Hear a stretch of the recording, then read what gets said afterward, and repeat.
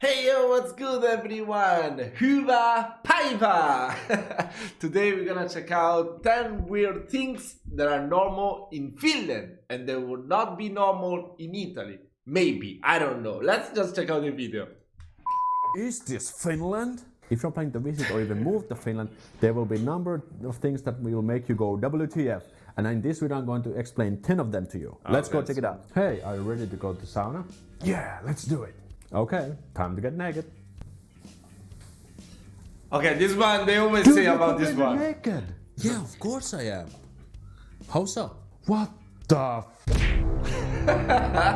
No clothes, no problem. This will definitely catch you off guard because Finnish people are actually quite content of being naked. And as you probably might know, sauna culture and sauna It's okay, as long as you keep your bra on, your watch bra on, it's fine. is almost holy for Finns. And you either go naked or at least with swimwear if you go to a public sauna. If you're a little bit concerned about having your first sauna experiences, don't worry because sauna is nothing sexual, but it's meant for relaxing. Also, for example, if you go to the public swimming pools and in the dressing and the shower rooms, you will go there with. So if you're a guy, you will go with other naked guys, or if you're a lady, you will go with other naked ladies in the sauna and shower rooms. This next one can be kind of crazy. This has happened to me as well. So when I was in the public swimming pool, I was taking the shower with other naked dude. This cleaning woman came to the shower rooms and she just started to clean like blah blah blah. And that's how it works. So they cannot really tell to the cleaning people if they can go to the guys or girls section to clean. So this can definitely happen, and there's nothing wrong with that. Just keep your cool if that happens to you, but brace yourself. What is with slot machines? Oh my god, fuck that. Oh my god. I just went a couple of days ago to the casino and lost 50 euro in those fucking slot machines. Come on, why do you have to remind me that? Fuck that. Oh my god. So Finland is one of the rare countries where it's actually possible to gamble in public places like grocery stores, supermarkets, gas stations, and so on. Because we have like tons of these. Oh my god, that's crazy. I mean, in Italy before it was perfectly normal to gamble in the bars, but now I think they kind of forbid it because I don't see it that often. You need to have a license. Now there are all these Chinese slot machines places that you can go there and gamble. It's pretty shitty. It's pretty shitty.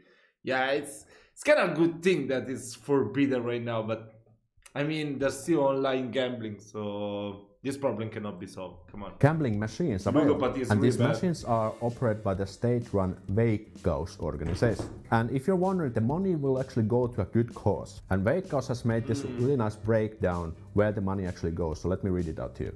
The places where the money goes to include social and health organizations, science, sports, culture and art, war veterans, youth, and so on. The total money. That's pretty good. That's pretty good. That's pretty good. Actually, the casino that I went to in Italy, that it's in Aosta, Valle d'Aosta. I don't know if you know. It's like in the north, confining France and Switzerland. They use all the money from that casino to help the region that is an autonomous region for everything, for infrastructure, for helping elderlies or whatever. It's pretty cool. It's pretty cool. So people that have residence in that region cannot play in the casino. That's nice. That's nice when something bad as gambling can be turned into a good cause.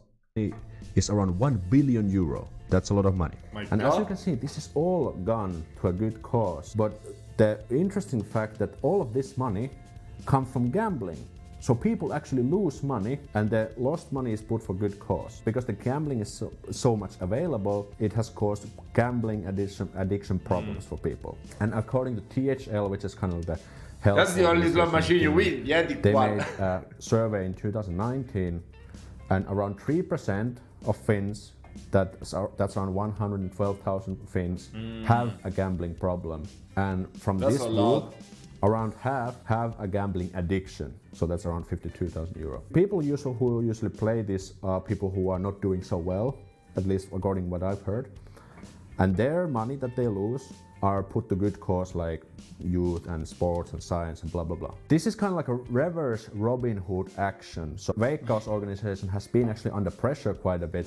And for example, starting yesterday, so today's 13th of January when I'm filming this video, 12th of January, you need a strong authentication to play the games. I remember when I was younger, the problem is that underage people were playing these because you have to be at least 18.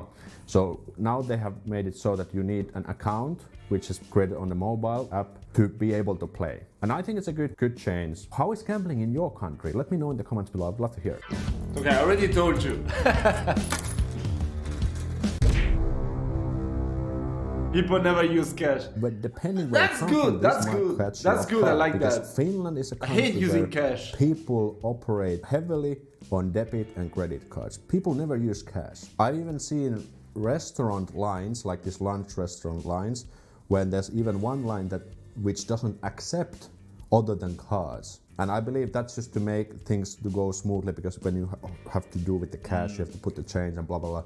There's less money laundering. I never use cash in Finland. But what is still advisable is to have some spare cash in your wallet, like 20 euros or something, because maybe the card system will fail sometime and then the cards won't work and then everyone's screwed. So it's good to have a little bit of cash in your pocket. For example, what is very awesome, if you go to a restaurant with your buddies, you buy what you buy, and at the end, if you want to split the cost between everyone, you can just say like, okay, we play separately, split, everyone pays their own, and then the restaurant person brings 4 bills and you can each pay with your own card, and you can even split payments with card.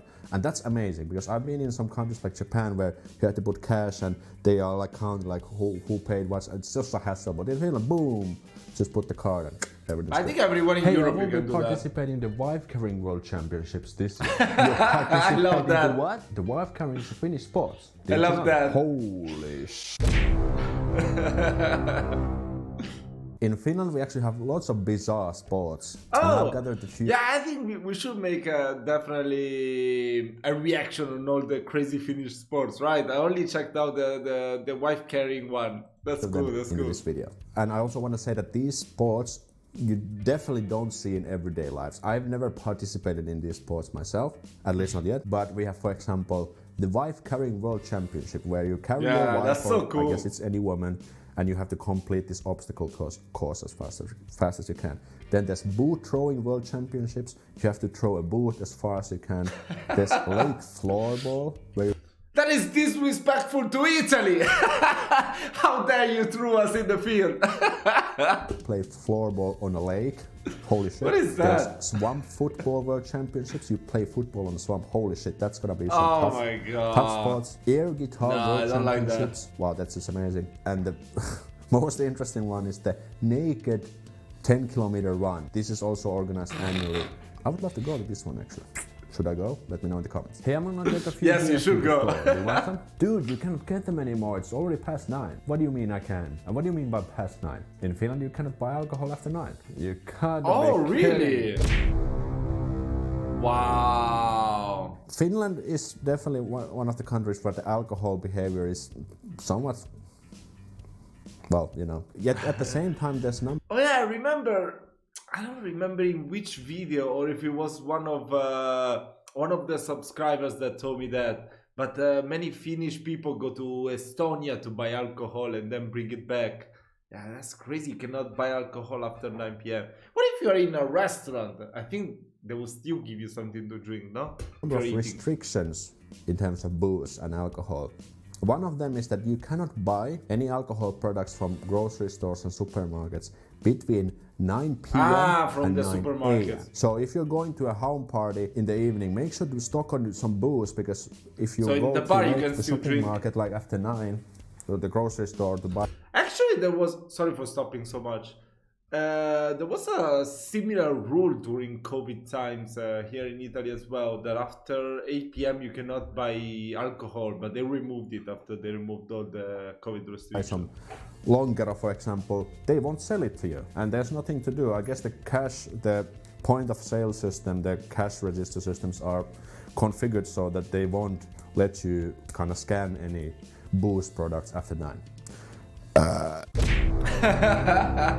Burping Finnish YouTuber. You can also see the alcohol sections being closed or locked completely, so you cannot even get them there. To add insult to injury, the Alko stores, which are the state-run liquor stores, which sell kind of the stronger shit, they are also open until 21 or 9 p.m. in the weekdays. And on Saturdays, they usually close, I think, around 6. So that's very early. So if you want to get like wine or some stronger like mint or Koskenkorva or whatever, you have to go early. You have to go early because you might be left out like, I missed my booze. So make sure to get your booze in advance. Did you know that if you make just one phone call to the tax office, you can find out how much I make money? What, really? Is that even legal? Of course it is. Well, tax info is public in Finland. Man, this country is so weird. Tax information in Finland is public. Did you know that anyone can find out how much someone else who works and pays taxes in Finland makes money? That's right, because all the tax information in Finland is public. In practical terms, this means that, for example, I can call how much my neighbor, my best friend, my girlfriend, my boss, my peers at work, how much they make money. With one phone call, it takes literally 2 minutes. I have made a video about this where I actually did the phone call, you can check it out later. But it's pretty bizarre. Wow, that's pretty interesting. And each November the tax office sends a list of people who had earned more than 100,000 euro to the media, and the media makes lots of articles who were the top sportsmen, who were the top YouTubers, who were the top earners altogether. Some people call this tax porn. Tax porn, what the hell? The media is making money when they get these clicks and make these articles. Now, you might be thinking like, why the hell is this system in place? Is there any pros? Well, there's actually lots of pros. First of all, it provides transparency. So we can see that no one is getting corrupt or there's no corruption. And you can actually see like, we what will is the need that price in level. Italy. For example, if you start in a new job, you can find out how much your peers make money so that you are not underpaid or overpaid. And it also gives some good input for the political and societal conversations and discussions. But I guess one of the cons is definitely that it increases more jealousy, because Finns are kind of jealous people already, and people who make money, they just make more money, and the people who don't make money, they're like, oh fuck, like, oh, why do we have so Hey man, why there's so many Swedish around here in Helsinki? Because Swedish is still the second official language here in Finland. Really? Does it mean that you also have to study Swedish in school? That's right. Holy shit, and I thought Finnish was hard, but now I have to learn Swedish too? Yeah, well, Finland used to belong to Sweden back in the days, and we can still see the effects up even today, because Swedish is still the second official language in here. On all the signs, right? Interesting that especially here in Helsinki, the areas of the city have also a Swedish name, and also the bus stops have a Swedish name. And also the street signs or the streets have a Swedish name. So for example, Sörnäinen is Sörenäs. Tapiola is Hagalund. Lauttasaari is Drumsö. Keilaniemi, Tjegeludden. Everything has a Swedish name here. There might be some case where this might mess you up. For example, I always use... But those two languages are on my wish list. Definitely Finnish, I'm gonna get back to it, and Swedish. I also want to learn Swedish. Come on, those two languages are on my wish list. Come on. I'm gonna get it. You can do it, Mauro. Google Maps when I'm looking at the public transportation routes. And sometimes my Google Map shows me the Swedish names of the bus stops or the train stops, and that kind of confused me because, like, hold on, what was the Finnish name again? Hey, it's my first day at the job tomorrow. Is there any pro tips I should know when working in Finland? Yeah, just take it easy. Finnish working culture is quite laid back, and remember that you don't have to address your boss with the last name or use any titles. Just use the first name, it'll be good. And I thought I've already seen everything. Wow. In Finnish working culture, we don't call each other like Mr. Laitinen or Mr. Pekkanen or whatever. We always use people's first name. Pekkanen. It's always in every Finnish book. Or Pekkanen. your boss or your superior or your peer or whatever. I personally work in B2B sales, so I meet clients almost on a daily basis, and I always greet the clients with their first name. So it's very flat hierarchy, and I think it's a really good thing, because if we would have to call like Mr. Blah blah blah, it would be really stiff, and it wouldn't fit to the Finnish working environment at all. And again, if you plan to come to study in Finland, you meet your professor, your teachers, you can also call them with the first name. You don't have to say Mr. or Mrs. Just leave that out. How is it in your culture? Let me know. Thanks for not driving all over my me. last name. thanks for not driving over me. This is very funny thing. When you are crossing a crossroad, you know, the zebra walkway with the white stripes on the ground, you're waiting there, you see a car coming, and if the car stops and lets you walk, lets you go across, you might see people like doing like this, like, hey, thanks for letting me cross. But sometimes Finnish people joke like, hey, thanks for not driving over me. This can be a little bit surprising. And I think it just tells like how respectful Finns are. When you're driving a car, they see a pedestrian, okay, yeah, sure, go ahead. Amazing. But I think the traffic culture in Finland is awesome. Like, there's no road rage. It's okay. I always do that too. When even if I'm passing on the, I don't know how to call it, whatever. when I'm passing and the car stops, I always say like, thank you, do a gesture with my hand. Even if someone is crossing, I always do that when I'm driving. That's pretty common, I would guess. People don't really drive crazily, and people actually obey the traffic rules, and that also brings good. Another added layer. I suck at driving, so also like in Finland, in my opinion. I will fit well in Finland. I can go fast. This abloy lock system is pretty dominant in Finland, so most of the regular doors have an abloy lock system. You have to be careful. If you don't know how to use it, you might lock yourself out. So let me teach you how it works. So you see this knob. When you push it up and close the door will lock, and you cannot open the door outside unless you have the key. If you put the knob down, the door won't lock, and you can just pull down the Oh my god, I suck at locks, opening doors. Oh my god. I really hate that. To open the door. Essentially, this means that you don't need your key to lock the door.